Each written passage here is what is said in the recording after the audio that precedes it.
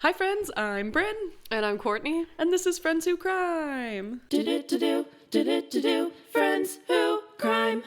Welcome back. We're gonna wrap up the Austin Yogurt Shop murders case today. This is part 3, and it has been a ride.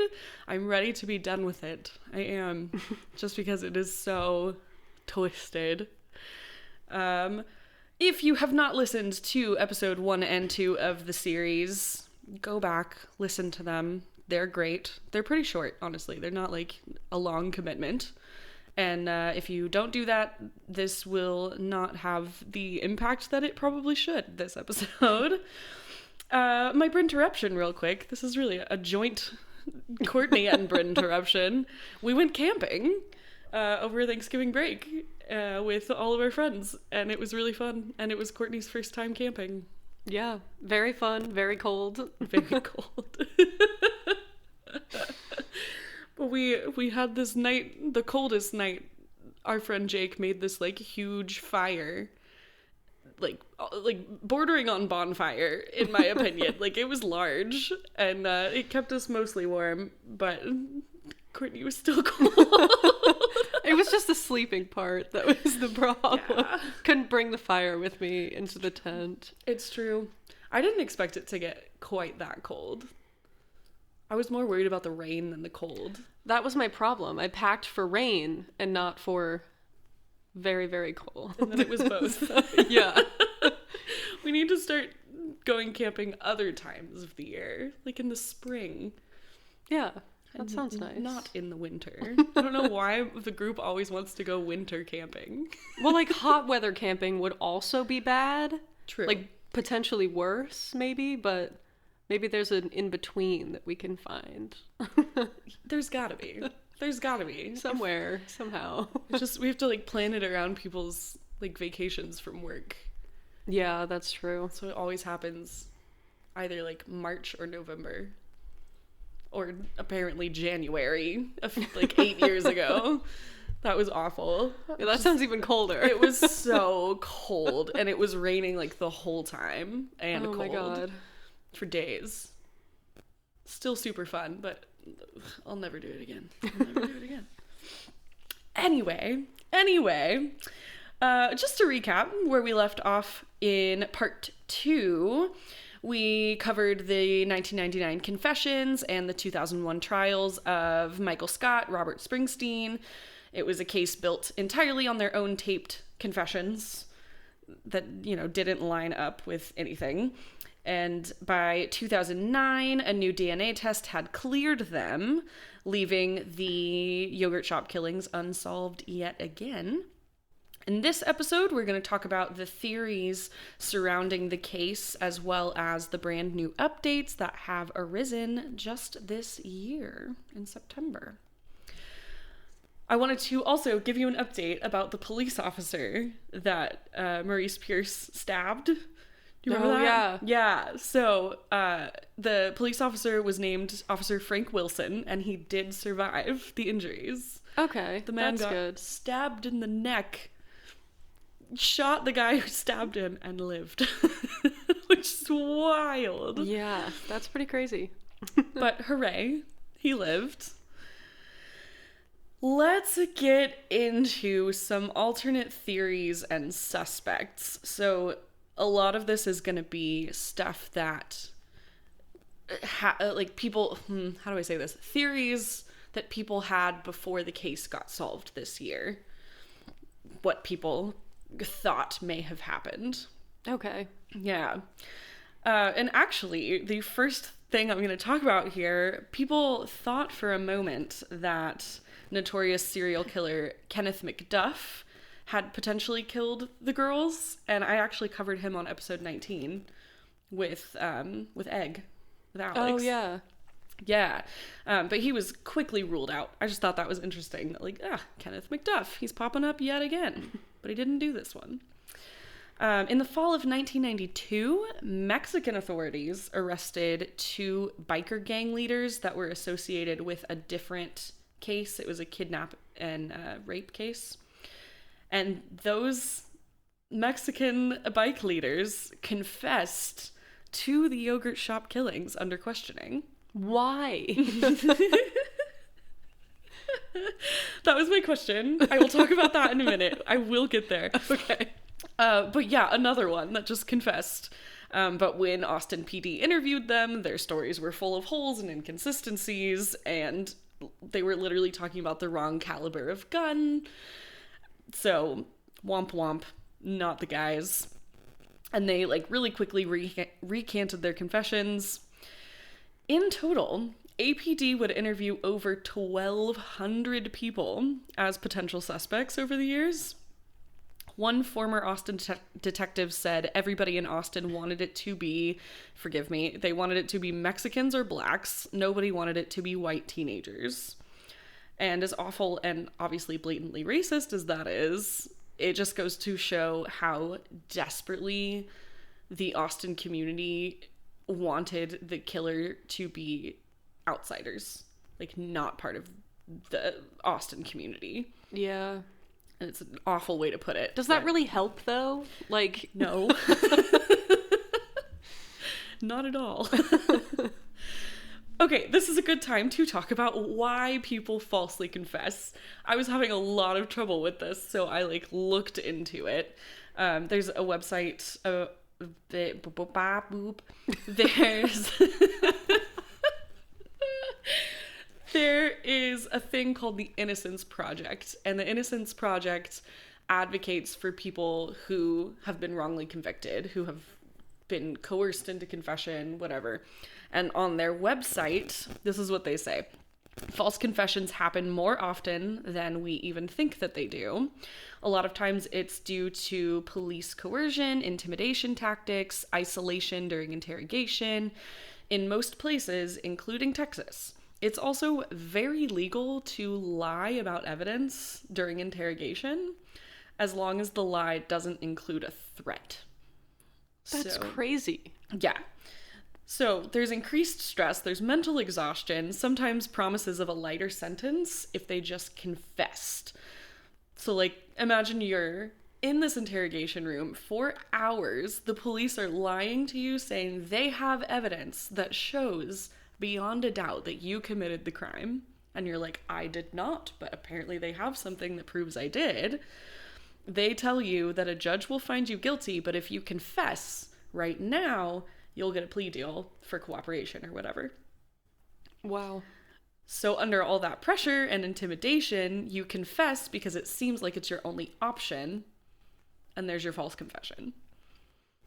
And this is also very interesting. Most false confessions happen after an average of 16 hours of interrogation. Like straight? Yep. How? Even? Like, Yep. That is such a long time. So that's the only like logical thing that I could find about false confessions. Yeah, that makes a lot of sense. I mean, especially if you already are having a conviction for something else, if you get a lighter sentence. Yeah. Yep. I mean, I just, like, if someone's screaming at you for 16 hours saying, we know you did it, we have your fingerprints, we have DNA, we have this and this and this, and you're like, well, fuck, like, I didn't do this, but apparently, like, I can go away for this anyway, I'm just gonna tell them I did it so that I don't get the death penalty, or I don't get life in prison, you know? Yeah. So, that's apparently what was happening with all these different confessions here. But after a few confessions that ended up not being valid, like, wouldn't they reevaluate it? Be like, hey, maybe there's a problem. You'd think. Okay. You would think. Yeah, no, it was not a perfect interrogation process for sure, clearly. Yeah. Anyway. This is the early 1990s, which means satanic panic is a thing. Have you heard of satanic panic? Not really, no. It kind of is what it sounds like. It was this point in the 90s where people were kind of afraid of the occult and like morbid things, and like thought that goths and witches were worshiping the devil and caused this whole panic around that whole idea. So 1990s satanic panic at its peak, and bizarre theories started coming out of that. Investigators chased tips about a local counterculture occult group rumored to have boasted about the murders, which I think is bullshit. But in 1992, police raided one of these suspects' homes, and they found quote-unquote macabre props, fake ritual paraphernalia, animal bones, things like that. And this is related to anything. How? It's not.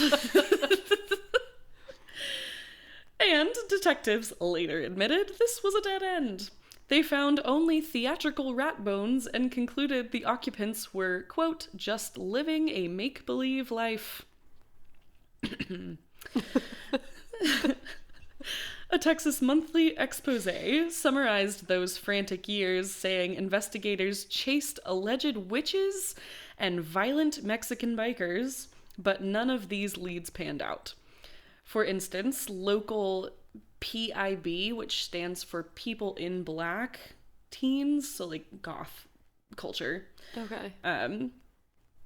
They were all like hauled in for questioning, but because police reasoned, quote, if it was a bizarre murder, they started looking for the most bizarre people. And people in black are the most bizarre. Apparently so. Gotcha. Okay. She says with a closet full of black clothing. One student recalled being told in interrogation, quote, they said I was the one who did it, but they couldn't prove it. And then they released him.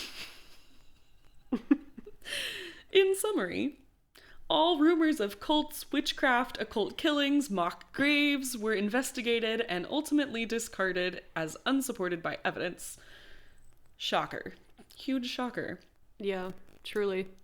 Just because someone is interested in morbid things does not equate to evil and violence. Wow. Crazy. There was also the unidentified patrons theory. If you remember back on the very first part of this series, we talked about the two guys who were just kind of like sitting at the table being like kind of inconspicuous and quiet, and like they didn't really order yogurt. Yeah. We don't know who those guys are, right? Who are those guys? So this theory focuses on those two men. Multiple customers reported seeing them. They kind of looked out of place just before closing time, sitting in the shop. They only ordered drinks and slipped out as the girls were locking up. So they were there like right till the end. APD collected sketches and tips, even trying to hypnotize witnesses. But the men were never identified. Also, how do you feel about hypnotism? No strong feelings, just as a police tactic. Not really sure. I mean, as any sort of tactic, really, not really sure. Right. I don't know. I want to believe it so bad. I really do. But I think in police investigation, I don't know that it's like it could be a placebo effect kind of thing. You know what I mean? I mean, I don't get it. So they were just looking at people doing weird things as suspects, and then they were like, you know what? Let's try it ourselves and see if it works. And it didn't. Shocking. It's all lining up here. Yeah, so these men were never identified, and they did everything that they could. The investigators said they did everything that they could to identify these men. The theory is that these unidentified customers could actually be the killers who lured the girls back or kind of cashed in on the chaos that someone else was already like kind of an accomplice sort of situation. This two-customer theory gained traction because it aligns with that unknown male DNA profile that was found at the scene. Like, they don't know who these men are. They don't know who the DNA lines up with. Yeah, they that could makes match. sense. Essentially, like, these two guys could fit the narrative. That was the idea. Fair enough. However, despite the effort, the identities have never been confirmed, and this remains still to this day like one of the unsolved portions of this mystery. We still don't know who they are. At the time, that was the most intriguing lead of all of these theories. It was like, who were these men? But they actually don't matter, I think. Probably. As far as we know, Maybe. they don't matter. Yeah. Now we're gonna get to like public rumors and like conspiracies, sort of. So media and online theorists came up with a lot of these conspiracies. Wild internet rumors have at times even implicated celebrities and fabricated occult narratives, like more towards like actual cults doing this, and it's like a ritualistic cult sacrifice, but law enforcement officials just flat out were like, no, that's not it. Celebrity did not do this. A cult did not do this. Why would a celebrity do this? Here's the thing. For some reason, when I was trying to look into like what celebrity did they accuse, or like what was the conspiracy, like who was it aimed at, Ariana Grande's name kept popping up. And I was like, I don't think she was alive. She was alive, but she was young. Yeah. Because she's closer to our age. She's also so tiny. Right. Like, I was so confused. It came up on like multiple pages, and I like just didn't even look further into it because like that is such caca. APD reported no evidence supporting any sensational theory. And as one Austin police spokesperson said of the investigation's early years, officers literally looked at everybody from family members to drifters that were just like passing through, and they followed up each lead until it was disproven. So even though they were looking into bizarre people, like at least they were looking into it, potentially maybe something would have come out of that. But there was a reporter named Aaron Moriarty that I thought this was so funny. I don't know why, but he said that the police stumbled blindly in all directions. Like they were just stabbing at everything. yeah, I mean, I kind of don't blame them at this point. Like, there's not much else to do. I mean, some of the places that they looked are beyond ridiculous. But, Yes. but like, if you don't have anything to go off of to a certain point, that makes sense. It's true.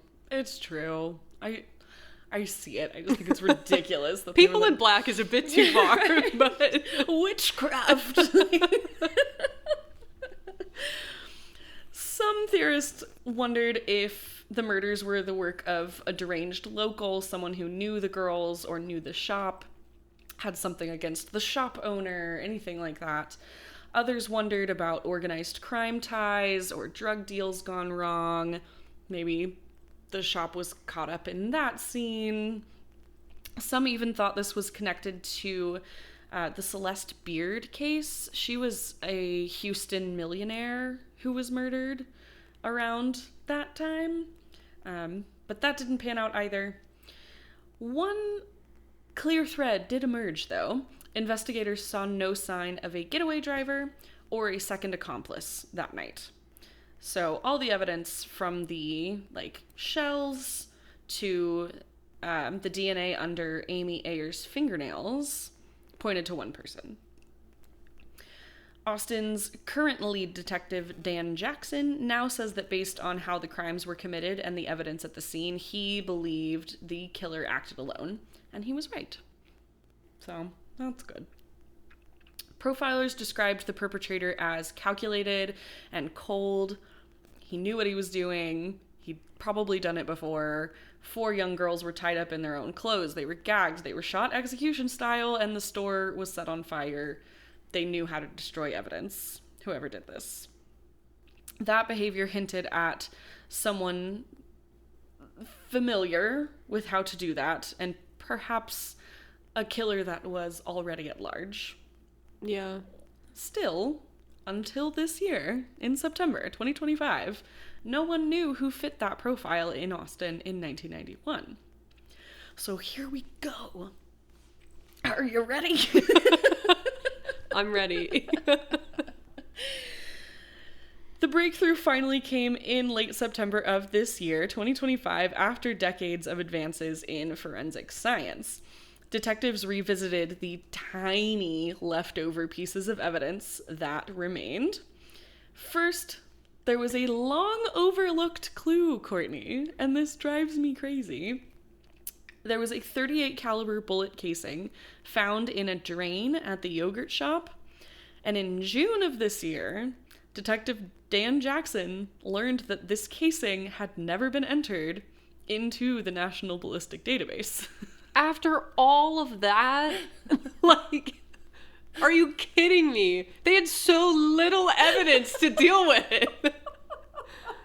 Like, this almost makes me feel like maybe I could do a better job. Maybe we should just be detectives. I mean, you know? You said it, not me, you know? Yeah, so he submitted it into this database, and in July, they got a hit. It matched an unsolved 1998 murder in Kentucky.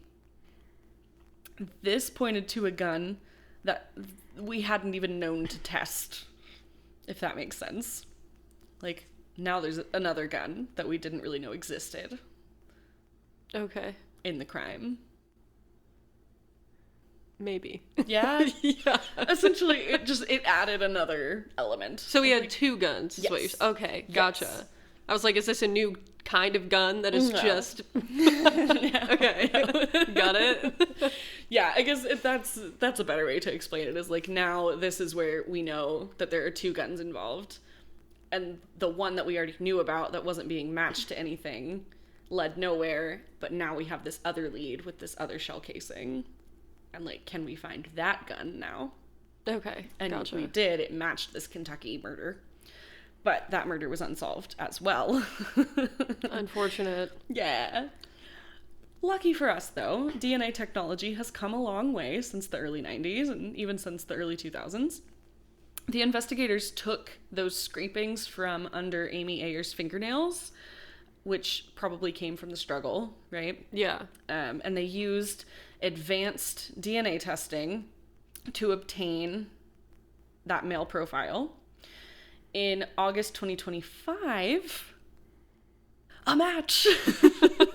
Finally, at long last, national databases identified the profile as belonging to Robert Eugene Brashers. Now, you may be wondering, who the fuck is Robert Eugene Brashers? I am, in fact, wondering that. And we really, all of us were. I had never heard of him before. So let's get into who he is. Robert Eugene Brashers was a dangerous, mobile serial killer whose criminal years spanned more than a decade, leaving a trail of violence across multiple states. His first known violent crime dates back to 1985, where he shot a 24-year-old woman in Florida in the head and neck. She survived and identified him, and he was convicted of attempted first-degree murder, aggravated battery, and firearms charges. So you're like, why was he able to commit more murders? He went to jail, right? He did. He was sentenced to 12 years. But he was released on parole after 3. Why? Yeah. Once he was free on parole, he went right back to what he was doing before. In 1990, he raped and murdered a woman in South Carolina. And then over the 1990s, authorities would later link him to at least 8 murders or violent assaults across several states, including a 1997 rape of a 14-year-old girl in Tennessee and a 1998 murder of a Missouri mother and her 12-year-old daughter.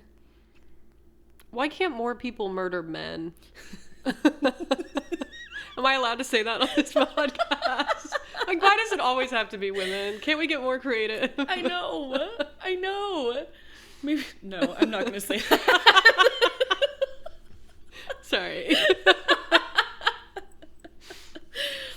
So, Brasher's moved from state to state, Florida, South Carolina, Tennessee, Missouri, Texas, and he just left this trail of unsolved crimes in his wake.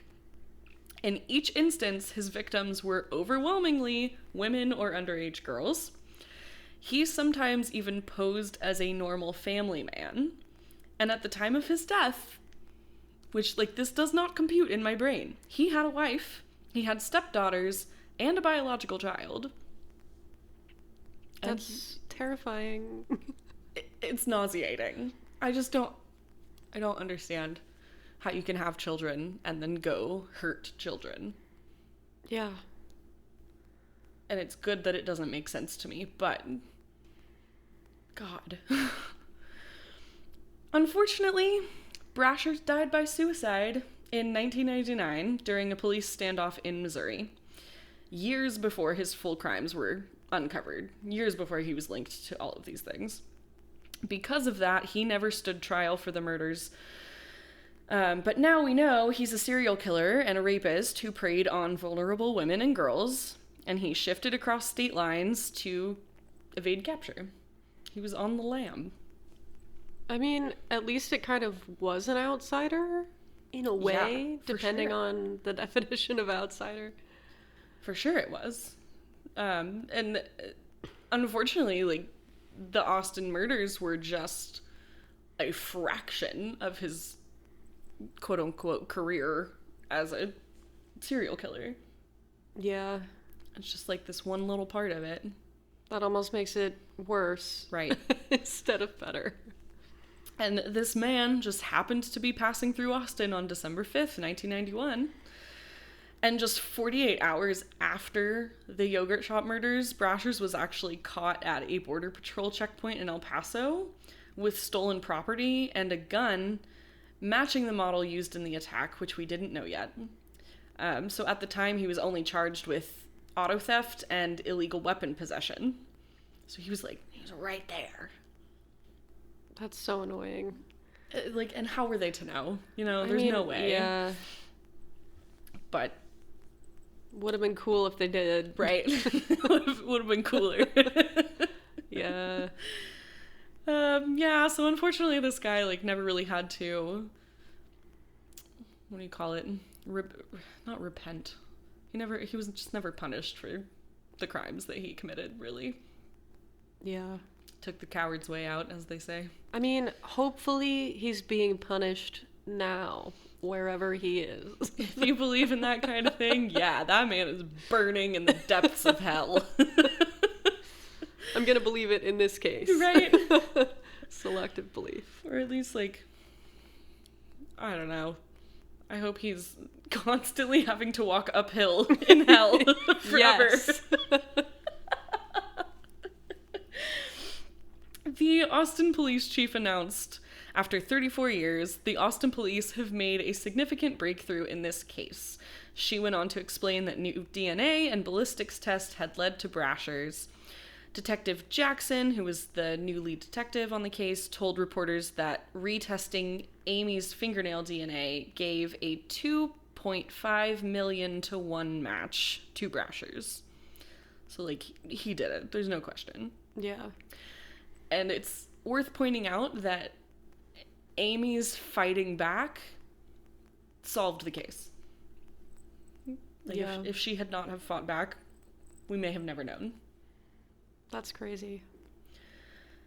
And the ballistics fit, that .38 caliber shell in the drain was fired from the same gun that Brasher's used in that murder in Kentucky. And just putting it all together, the lead detective announced that all the evidence points to Brasher's. No one else probably didn't have an accomplice. Just him. APD's press release detailed kind of the chain of events. After a 2022 meeting with genealogy experts, they tested dozens of items. In August 2025, they did a manual search of every DNA database in the country, and that's where they found the match. There was a lab in South Carolina that actually was the specific location of where that match happened with that South Carolina murder. And so posthumously, he's the guy. There will obviously be no trial, rah, rah, rah. Oh, hello, move. So the families obviously feel a range of emotions since this has been solved. Wow, he's really getting up in there. Wow. Has he ever lapped you before? I don't think so. Damn. I think I'm being used as a bridge to get somewhere else. I think that might be the case. It's been happening to me all day. Oh. He needs to make up his mind. Boof, we're gonna keep going. Oh. I thought he was gonna sit.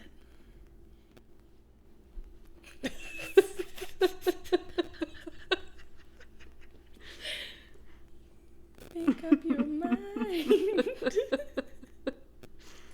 I think he just wishes that I wasn't in this chair. There you go.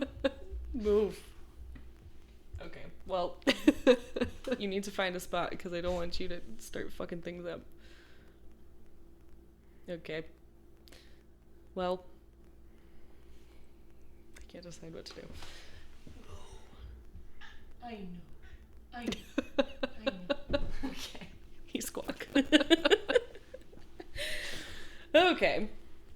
So, obviously the families of these girls, a lot of them are still alive, and they felt a range of emotions when the case was finally solved this year, understandably. At a September 29th press conference, the mayor of our great city, Kirk Watson, said simply, quote, "After 34 years, we finally have an answer." Police Chief Davis echoed that kind of relief and the gravity of the situation. She called it a significant breakthrough in one of the most devastating cases in our city's history. She emphasized that this was about closure and truth more than anything else. Kind of the families earlier, kind of last episode, we were talking about that. It's not so much about like punishment and vengeance. It's just about finding out the truth. Yeah, I mean, that's good, I guess, since punishment and vengeance aren't really an option. Right. Unfortunately. Yeah. If I just let me at him. And again, they kind of brought up a lot this year that Amy is the one who really made solving this case possible, which I love because I would rather remember her than remember him. The families of the four girls, for instance, Barbara Wilson, who was the mother of Jennifer and Sarah Harbison, said all we ever wanted was the truth. We never wanted anyone to go to jail for something they didn't do. Sonora Thomas, Eliza's sister, said the revelation brought mixed emotions. Sonora told us that for years her mind was kind of split between two voices, one screaming, "What happened to my sister?" and the other just kind of resigned to, "We're never gonna know." At the press event, she said that those voices had finally kind of started to merge now. And she started thinking, now I know what happened, and that does ease my suffering in a way. Okay, that's good. Yeah. Finally, Amy Ayer's family had more complex feelings around the whole situation. Amy's brother Sean and his wife Angie praised detectives. They were like, "Hey, good job, but we found out through the media." Okay, that's bad. Yeah. So before any of the families were formally notified, it was leaked to the media is what they were told. That's so sad. Yeah. After waiting so many years. Wow. Just turning on the TV and being like, "Oh, my sister's murder has been solved." And the amount of people who would have been involved in that leak, I feel like they should do a short amount of jail time. I agree.